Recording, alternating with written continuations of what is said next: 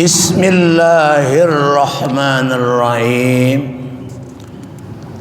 Assalamualaikum warahmatullahi wabarakatuh. Alhamdulillahilladzi an'amana bi ni'matil imani wal islam. Wassalatu wassalamu ala asyrafil anbiya'i wa khairil anam. Asyhadu an la ilaha illallah wa asyhadu anna Muhammadar Rasulullah.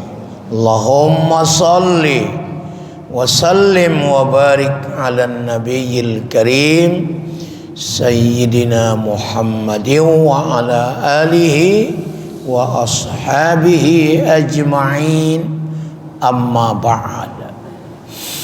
BKM Masjid Jami Al-Ikhlas yang saya hormati, para so'imin so'imat, hadirin wal hadirat yang insyaallah dirahmati Allah. Kita lanjut masih Ramadan, bulan berbagi. Ramadan bulan berbagi. Ketika sahabat bertanya kepada Rasul, ayyus sadaqatu afdalu, sedekah apakah yang paling afdal? As-sadaqala as-sadaqatu fi Ramadan. Dijawab Nabi, sedekah yang diberikan pada bulan suci Ramadan. Jadi yang paling tinggi fadilah keutamaan sedekah di bulan Ramadan inilah yang paling hadis riwayat Imam Nasa'i. Di hadis riwayat Abu Daud, Nabi SAW mengatakan semua amal ibadah akan dilipat gandakan sampai 10 lipat ganda, kecuali pada bulan Ramadan. Amalan-amalan yang sunat bila dikerjakan di Ramadan sama nilainya seperti amalan yang wajib di luar Ramadan. Dan amalan-amalan yang wajib bila dikerjakan di bulan Ramadan dilipat gandakan sampai 70 derajat lipat ganda. Memang Ramadan ini adalah benar-benar membawa barokah, membawa rahmat, bulan Syahrul Mudha'afah, bulan yang amal ibadah dilipat gandakan Allah, termasuk diantaranya tentang sedekah. Sedekah paling afdal adalah pada bulan suci Ramadan. Lalu di suratun Nisa ayat di surah Al-Baqarah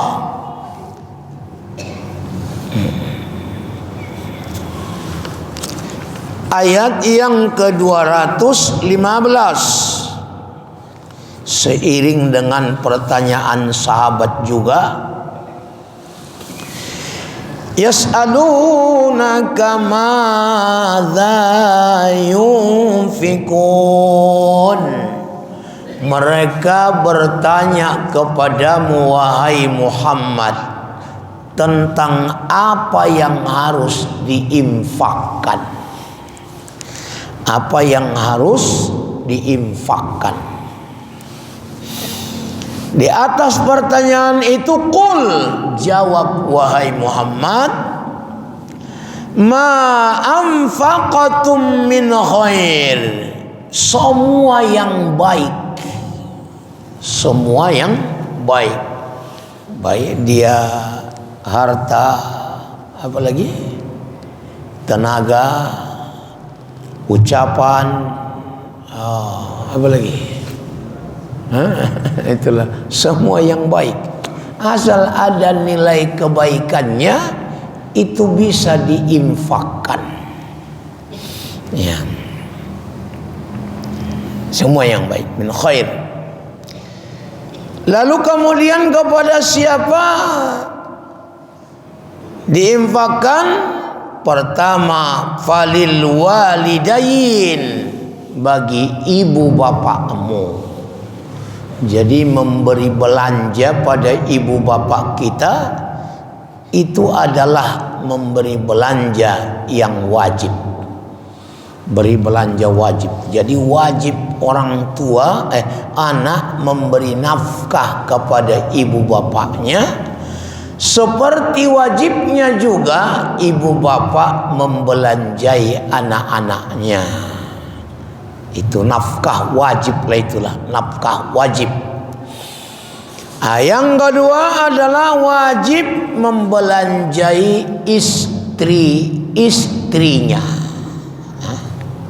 Membelanjai istrinya. Tak kenapa kalau di Quran ini selalu jamak tentang istri, enggak pernah dibilang membelanjai istrinya, harus istrinya.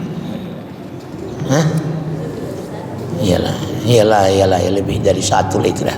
Kalau sudah istrinya banyak lah itu wajib. Kemudian ini tadi ibu bapak, jadi membelanjai ibu bapaknya, memberi nafkah wajib kepada ibu bapak. Apalagi nafkah wajib, termasuk diantaranya zakat, baik zakat fitrah maupun zakat mal, ya. Pokoknya nafkah wajib. Termasuk lagi nafkah wajib mahar juga wajib membayar mahar istrinya. Mana tahu masih ada mahar kredit, maka lunasilah itu. Ya lunasilah. Si ada itu. Ada rupanya musim mahar kredit. Kalau di Medan jarang lah ya, jarang. Tapi yang selalu ada itu. Lunasilah, wajib dibayar. Nafkah wajib itu. Kemudian siapa lagi setelah ibu bapak? Wal aqrabin, dan kaum kerabatmu, saudara, bibi, siapa lagi? Pakcik, atau anak saudara, ponakan. Pokoknya kirabat lah, orang-orang dekat kita, famili lah itu. Mumpung di dunia ini masih ada famili. Kalau di padang mahsyar kata Allah nggak ada famili lagi.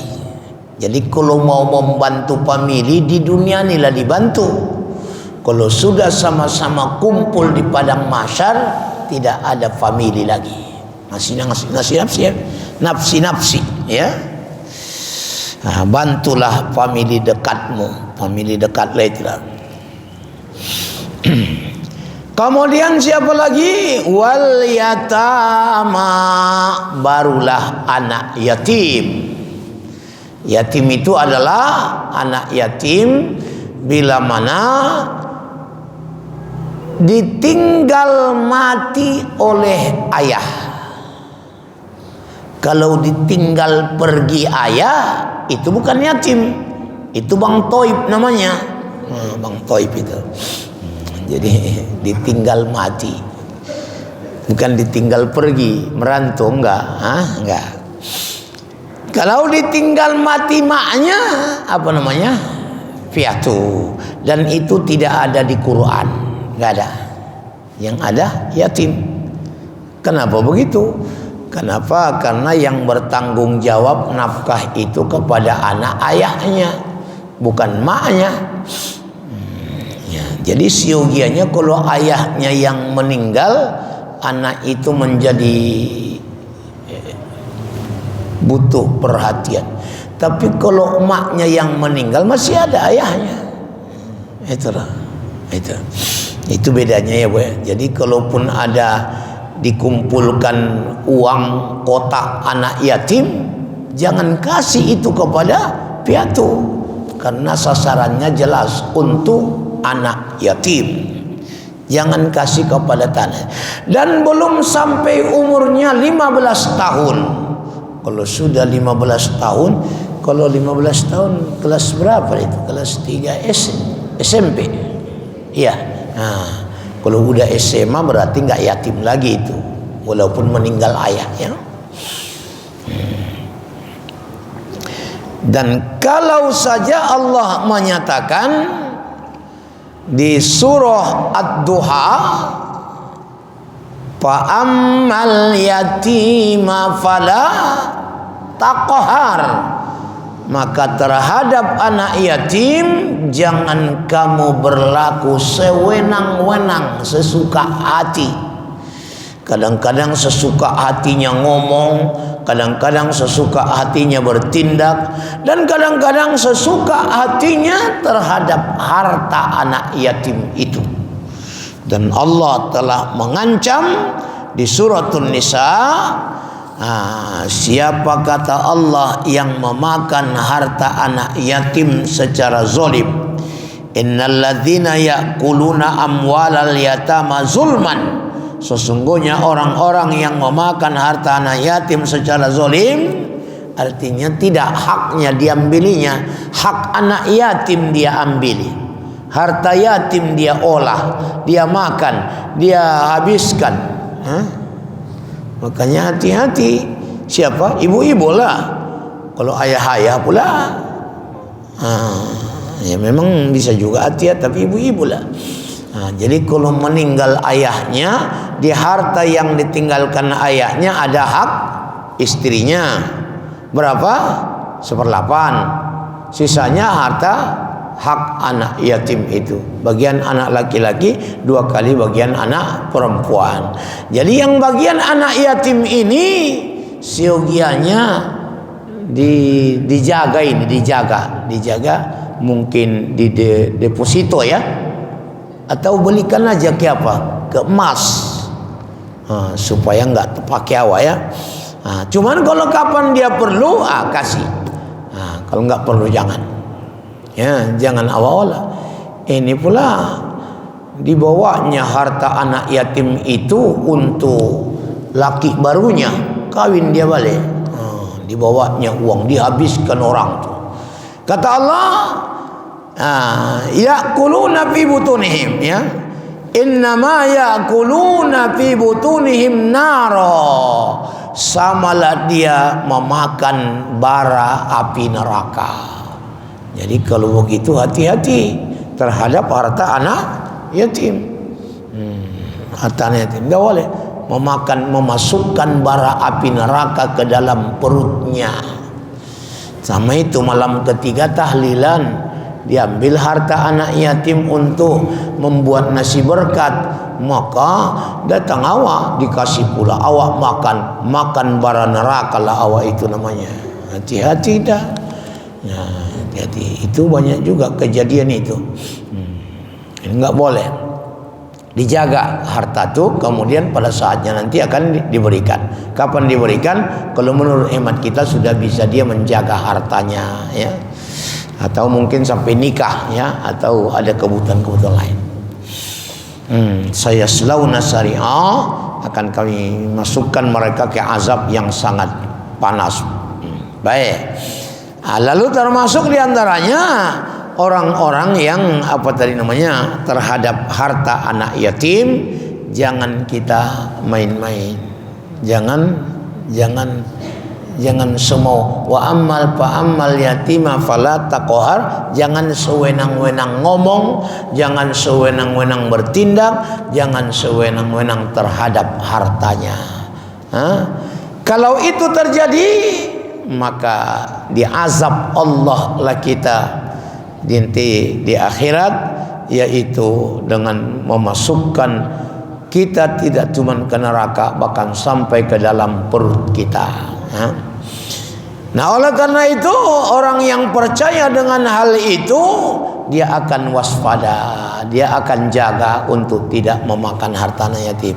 Kadang-kadang buat kotak anak yatim, kemudian pada saatnya dibagi. Ini udah banyak yang nyalurkan, ku dengar. Banyak udah.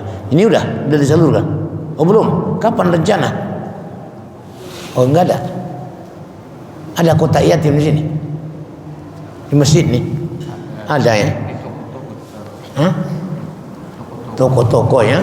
Jadi kalau dibuat untuk anak yatim, kasih yatim. Jangan kasih pada duafa. Jangan kasih pada piatu. Jangan kasih kepada ustadz. Kadang dibuat acaranya malam buka bersama sekalian penyantunan anak yatim. Jangan diambil itu harta anak yatim buka bersama, makan neraka kita itu. Jadi khusus dicari donaturnya untuk buka bersama, yang di kotak yatim kasihkan pada yatim. Jangan kasih pada duafa. Pala buat kotak duafa pula, yatim dan duafa digabung. Ini tidak, jangan digabung-gabung itu. Dibuat acara. Baik. Sudah banyak yang menyalurkan. Ini malam Sabtu. Malam atau hari?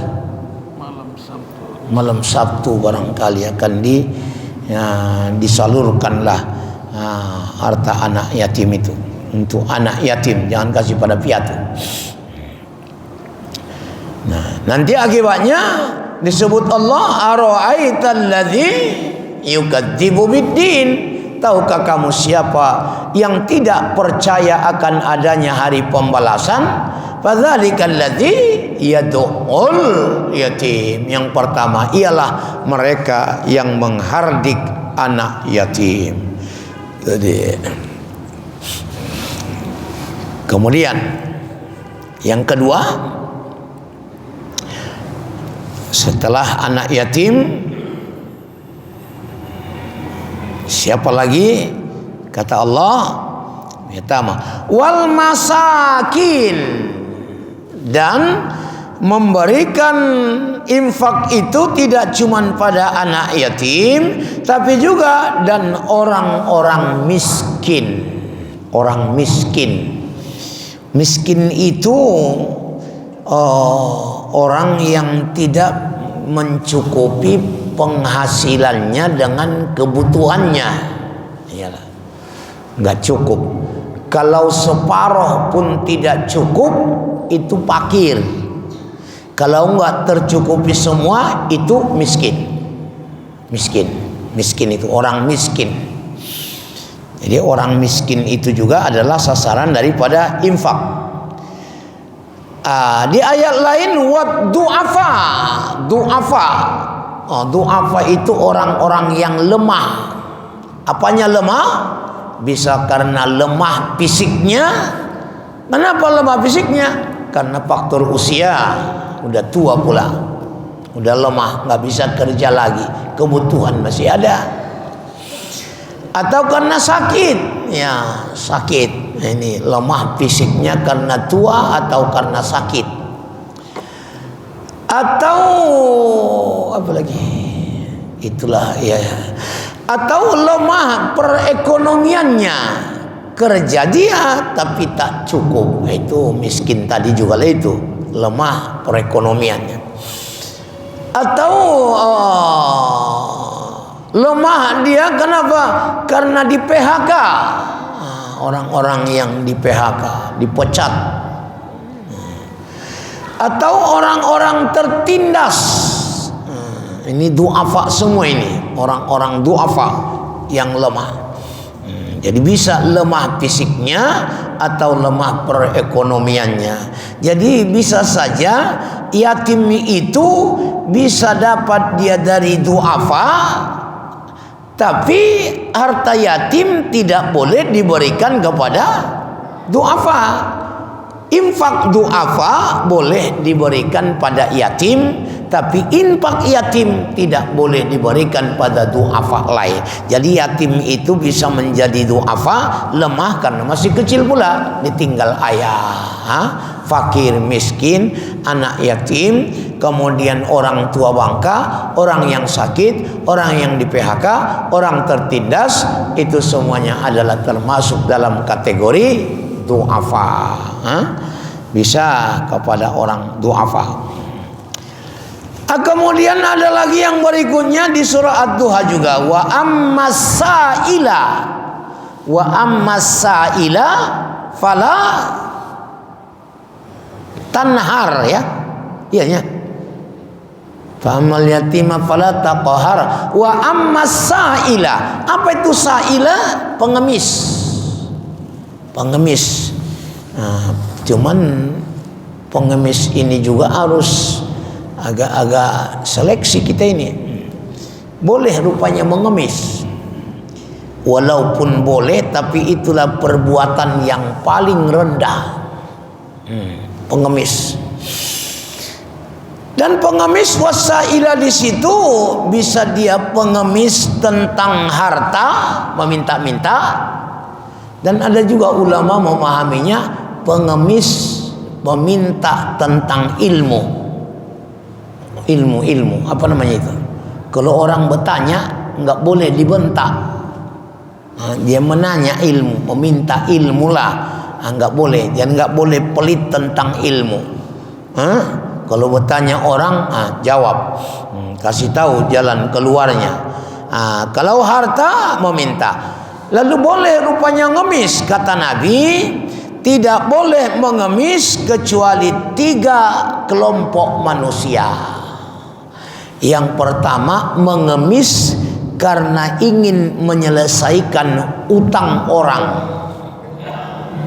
Orang yang berutang, misalnya lah membangun masjid, lalu kemudian panitianya berutang, maka bolehlah panitia itu meminta-minta ke sana kemari untuk menyelesaikan utang masyarakat itu, utang pembangunan masjid itu boleh. Boleh, datangilah orang-orang kaya, dermawan untuk menyelesaikan utangnya itu. Yang kedua adalah karena orang yang kena musibah.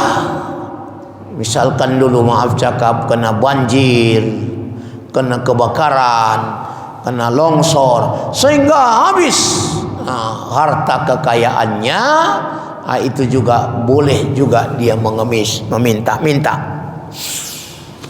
Atau karena miskinnya, yang ketiga, karena miskinnya. Cuman miskin ini pun tentunya minimal kata Rasul ada 3 orang saksi yang mengatakan memang dia adalah orang miskin. Itulah dah. Jadi ada 3. Makanya nanti kalau mau membagi-bagi, menetapkan siapa orang-orang fakir miskin di kampung ini, perlu ada apa? Ada semacam beberapa orang lah diundang. Siapanya yang miskin fakir di du'afa di kampung ini. Jadi ada beberapa orang yang mengakuinya, ya 3 orang pun jadilah, apalagi lebih ya, mengakui oh iyalah masuk miskin lah itu. Misalnya. Itu adalah yang 3 inilah sebetulnya yang boleh sa'il, meminta-minta. Di zaman Rasulullah SAW, sahabat-sahabat saya, mereka itu malu untuk meminta-minta, mengemis. Lalu apa hukumnya memberikan wasailin? Sama juga, tidak boleh kita hardik orang yang mengemis ini. Tapi yang 3 tadinya ini. Tapi ada juga nya Ustaz pengemis yang tak jelas ya. Ada enggak itu? Maaf cakap kayak di lampu-lampu merah ya. Kan banyak pengemis di situ ya. Banyak mengemis. Bagaimana hukumnya kita memberi para pengemis itu? Ya, kalau tahu pula kita dia miskin, tahu kita membayar utang, tahu kita utang orang lain begitu maksudnya, atau tahu kita dia kena musibah, maka membantu mereka itu adalah disuruh oleh Allah Subhanahu wa taala. Kalau jelas. Kalau tidak jelas, enggak jelas. Atau jelas dia misalnya menurut pemantauan, penelitian, penglihatan orang, dia bukan orang miskin, tidak masuk pada kategori yang 3 itu, tak usah kasih. Apalagi pengemis-pengemis di lampu merah, mohon maaf, itu ada juga yang meneliti itu. Ada juga yang meneliti orang-orang dinas sosial, ternyata itu enggak semua miskin itu, Pak. Enggak semua miskin. Ada yang kaya. Wah, kalau penghasilannya saja misalnya Bapak Saudara 300.000 satu hari, sebulan udah berapa itu? Hah? 3 kali 9 juta ya. Apa enggak punya orang kaya itu? Nah, begitulah. Ada sampai 30 juta punya impas, dia punya rumah, punya tanah luas, kaya. Dan ada yang pura-pura cacat ya, dilipatnya kakinya sebelah satu harian. Jadi ada pura-pura buta, ada pura-pura apa lagi? Jadi seperti du'afa lah, seperti lemah karena cacat ya. Padahal enggak, dia sehat. Kemudian uangnya banyak. Rupanya sindikatnya pemainnya itu. Ada sindikatnya lah. Artinya yang mengantarnya pagi-pagi udah diantari sini tempat-tempat. Sore atau malam nanti dikutip balik. Ada sitorannya ya. Itulah dah. Sebetulnya udah bagus juga itu dibuat kadang-kadang pengumuman di lampu-lampu merah itu, dilarang memberikan santunan kepada pengemis. Aturannya dibuat pemerintah begitu ya, karena banyak yang tertipu pula. Tapi memang nggak selamanya, ada juga kadang-kadang yang susah itu, nggak tahulah kita, intinya nggak tahu kita. Tapi kalau tahu kita bagus, tak usah kasih. Tapi kalau tahu kita bahwa dia itu adalah orang miskin, orang yang miskin tadi, kan kadang-kadang nampak dari raut wajahnya, lihat daripada keadaannya, fisiknya dan lain sebagainya ya, yakin hati kita bahwa dia memakasilah ya. Lalu seandainya kita ragu, aku ragu menengok kawan ni, boleh dikasih, boleh tidak. Kalau yakin kita, kasihlah. Kalau enggak yakin, tak usah kasih. Kalau ragu kita, boleh kasih, boleh tidak. Nah, kadang-kadang pula buat tato baginya yang datang ni, entah untuk narkoba pulanya dihabiskannya yang dia minta tu ya. Kadang-kadang udah mengemis pula, enggak puasa pula sambil merokok pulanya orang tu pula yang minta-minta tu. Banyak-banyaklah caranya. Dia datang ke rumah-rumah ya Bu ya, mengamuk pula kalau enggak dikasih ya. Itulah. Nah, seandainya salah kasih lah ceritanya ini.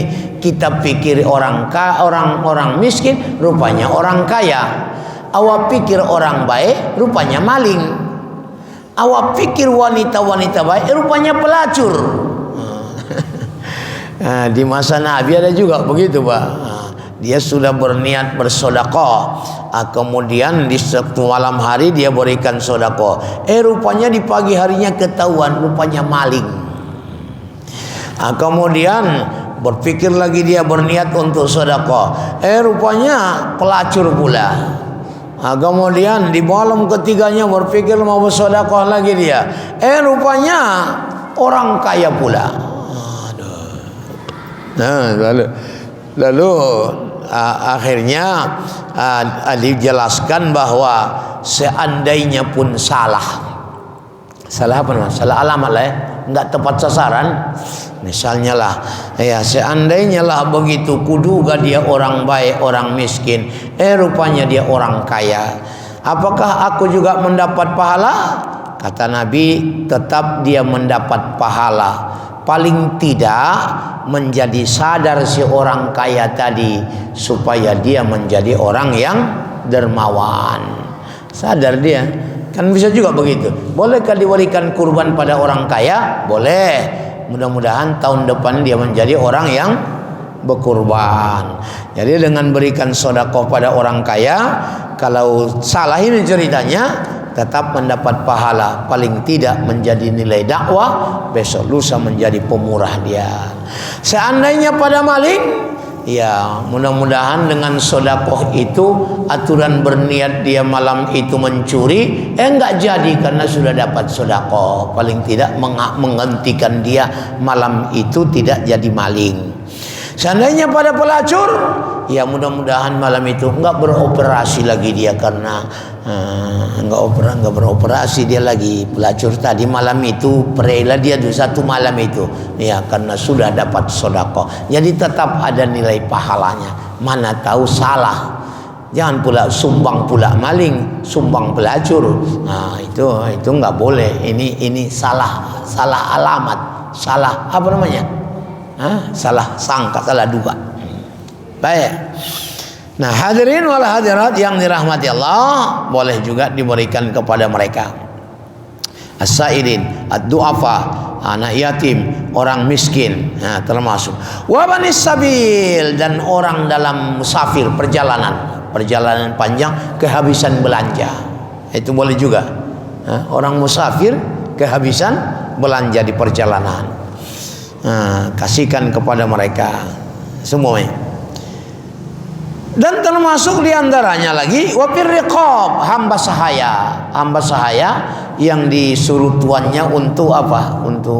Untuk merdeka, membayar uang tebusan.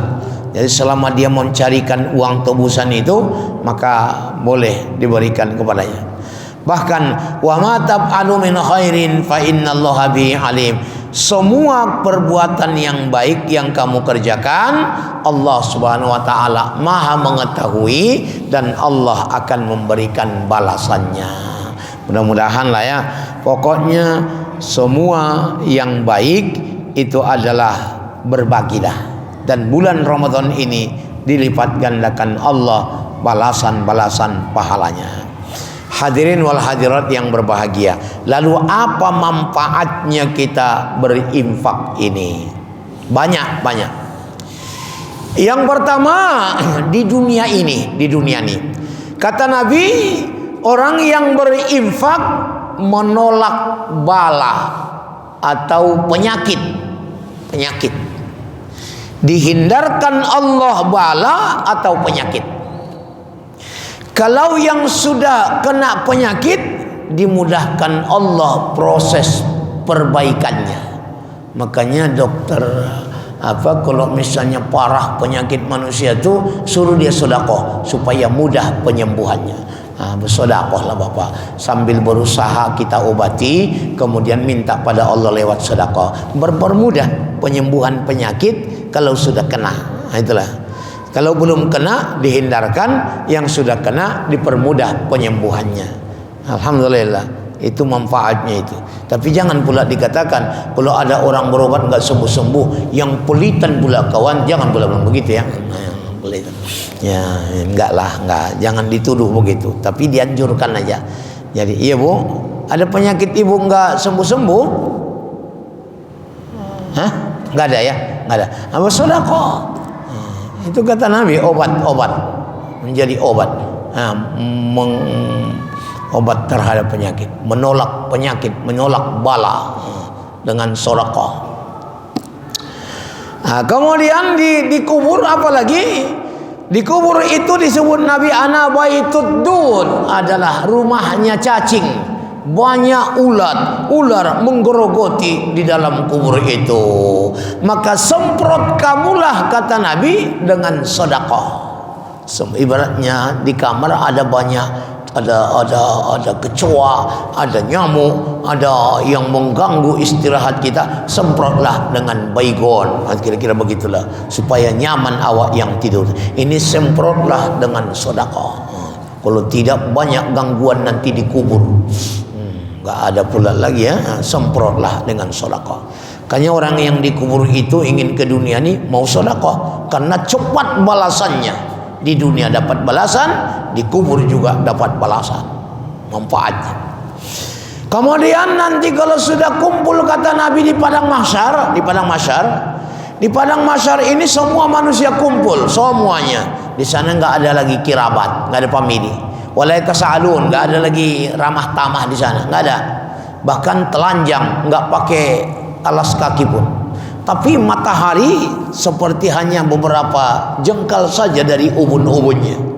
Nah, disitulah ada saatnya nanti yang bersodakoh kata Nabi dengan tangan kanan, tidak tahu tangan kirinya, nanti menjadi zillah, payung menaungi. Ada kalau di lapangan stadion Teladan ada tribun tertutup, ada tribun terbuka. Tribun terbuka hujan panas kenalah, tribun tertutup terlindungi dia.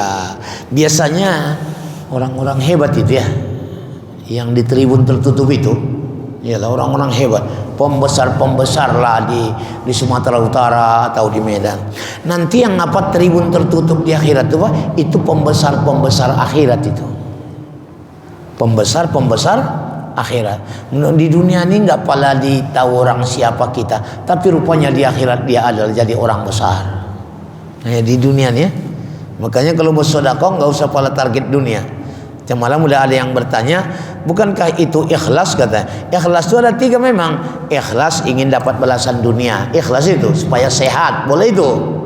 Atau ingin mendapat balasan di akhirat, itu ikhlas yang lebih bagus karena akhirat lebih baik daripada dunia. Kemudian ada menuntut ridho, mengharap ridho Allah, di situ yang paling tinggi ya. Jadi di padang mahsyar akan mendapat apa namanya, sedekah itu menjadi payung ya, pelindung kita dari panas teriknya matahari ya.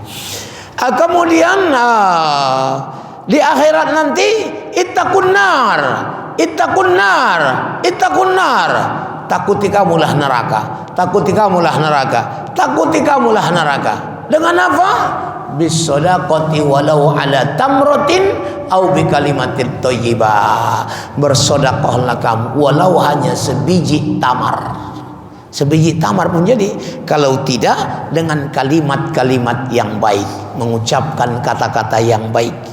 Sudah kita kaji kemarin, qaulun ma'ruf wa maghfiratun khairun min shadaqatin yatbi'u adza. Mengucapkan kata-kata yang baik atau memaafkan kesalahan orang itu lebih baik.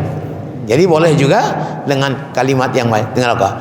Jadi sedekah itu Bapak Ibu Saudara diumpamakan Nabi seperti air yang dapat memadamkan api. Kalau ada kebakaran ya boy ya, datang mobil pemadam, disemprot mereka, padam api itu. Begitulah hebatnya sedekah memadamkan api neraka. Iya. Kalau ingin terhindar dari azab api neraka, maka dengan sedekah, walau hanya sebiji tamar, kalau tidak dengan kalimat yang baik. Kemudian apa lagi? Manfaat berikutnya lagi, kata Nabi SAW, bahwasanya sedekah itu tidak mengurangi harta. Memang secara nominalnya kurang lah pula itu dah.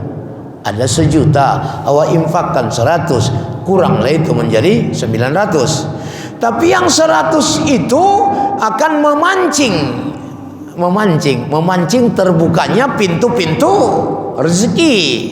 Makin banyak ibarat air, makin banyak mata airnya. Banyak mata airnya. Jadi tidaklah mengurangi, tetapi malah ujungnya akan memancing, menambahi. Siapa bilang? Allah. La in syakartum la azidannakum. Kalau kamu bersyukur, niscaya Allah tambahi. Nah, kalau begitu Bapak Ibu Saudara, fala khaufun alaihim walahum yahzanun.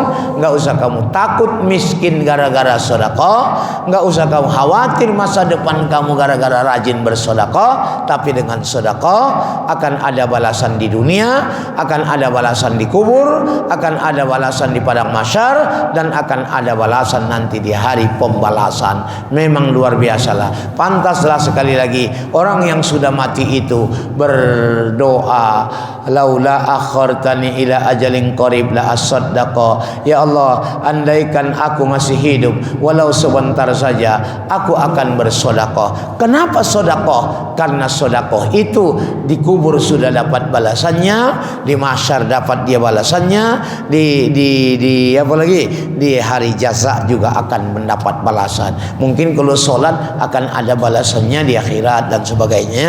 Nah, inilah hebatnya sedekah itu. Maka sekarang sudah hari yang keberapa ini Mang Bro? 18. Hari ke-18. Udah kira-kira berapa impak kawan? Nah, kita introspeksi diri lah ya. Mudah-mudahan kita tingkatkanlah. Apalagi Ramadan makin ke ujung, insya Allah harapan kita ada di situ satu malam yang lebih baik daripada 1000 bulan. Bagaimana memancingnya? Juga dengan sedekah.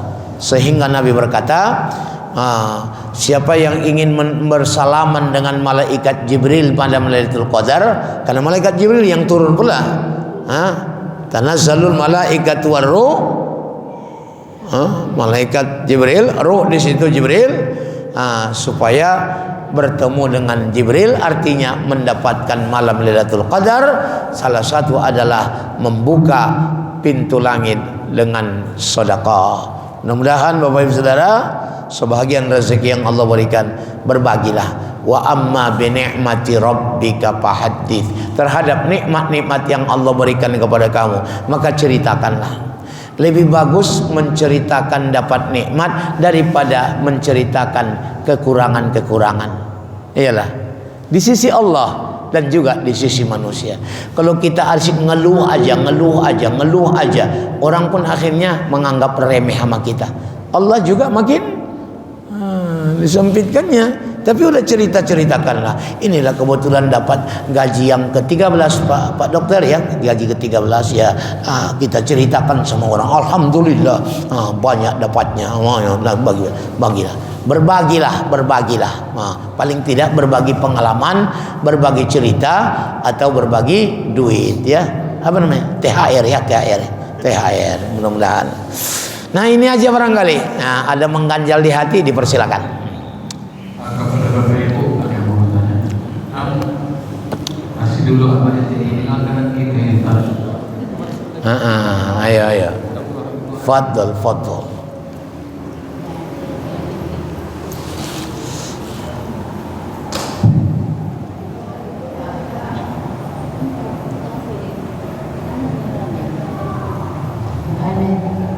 Assalamualaikum warahmatullahi wabarakatuh. Waalaikumsalam. Terima kasih Ustaz atas pencerahan yang sebelum ini. Ada yang ingin saya tanyakan Ustaz, itu mengenai masalah yang berhak menerima zakat tadi Ustaz. Salah satunya itu adalah anak yatim.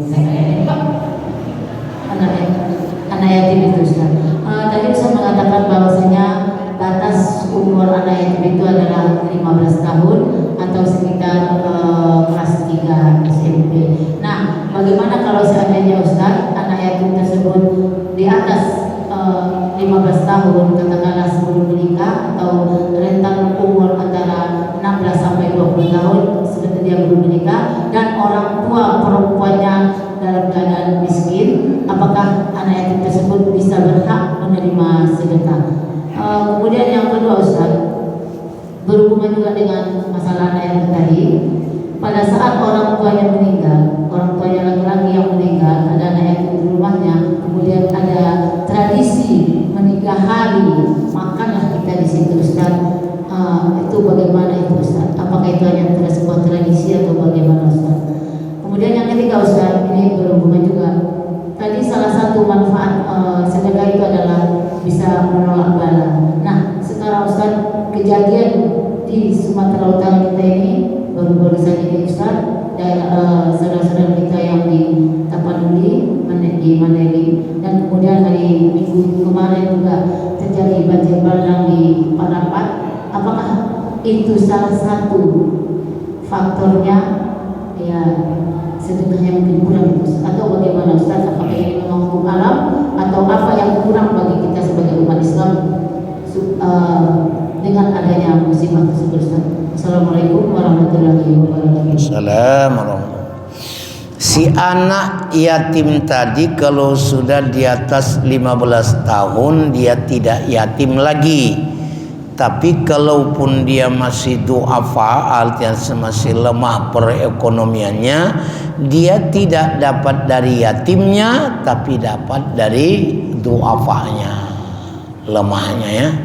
Jangan didaftar yatim lagi dia dibuat, didaftar du'afa, lemah perekonomian. Yang kedua, malam ketiga itu memberi makan minum, itu tradisinya sebetulnya, itu tradisi. Bolehkah itu? Boleh, asal tidak memberatkan bagi ahli musibah. Bahkan siogianya kita yang memberi makan mereka, bukan mereka yang memberi kita makan. Selama berduka cita 3 hari 3 malam, maka kitalah aturannya memberi makan mereka, bukan mereka pula yang mengasih kita makan. Tapi karena tradisi, tradisi itu boleh dilakukan, boleh selama tidak ada yang dizolimi di situ. Ada yang dizolimi sampai minjam-minjam, berutang-berutang untuk memberikan. Bagus, tak usah. Yang datang pun tidak pada kecil hati itu, maklumnya mereka itu. Iyalah, ya, nggak boleh. Apalagi diambil dari harta anak yatim itu ya, takut kita. Kemudian yang ketiga, terjadinya banjir bandang di Mendeling Natal, di Parapat, di mana lagi banyak ya. Apakah itu dikatakan hukum alam? Hukum yang dibuat Allah melalui alam, menjadi peringatan buat kita, ya, jadi peringatan apa yang salah. Pernya istighfar mungkin sebabnya itu juga adalah karena kurangnya kita memperhatikan para du'afa. Semangat berbagi mungkin itu kurang, sehingga bala berdatangan. Alhamdulillah, terima kasih. Yang lain? Dari kaum bapak dulu. Baiklah, karena sudah masuk waktu isyraq, kita padakanlah dulu kajian subuh ini. Semoga ada manfaatnya. Alhamdulillahirabbil alamin.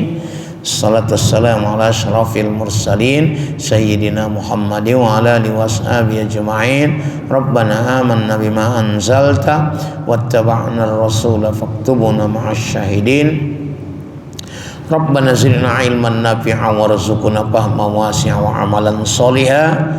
Rabbana atina fid dunya hasanah wa fil akhirati hasanah wa qina adzabannar. Sallallahu ala sayyidina Muhammad walhamdulillahirabbil alamin. Assalamualaikum warahmatullahi wabarakatuh.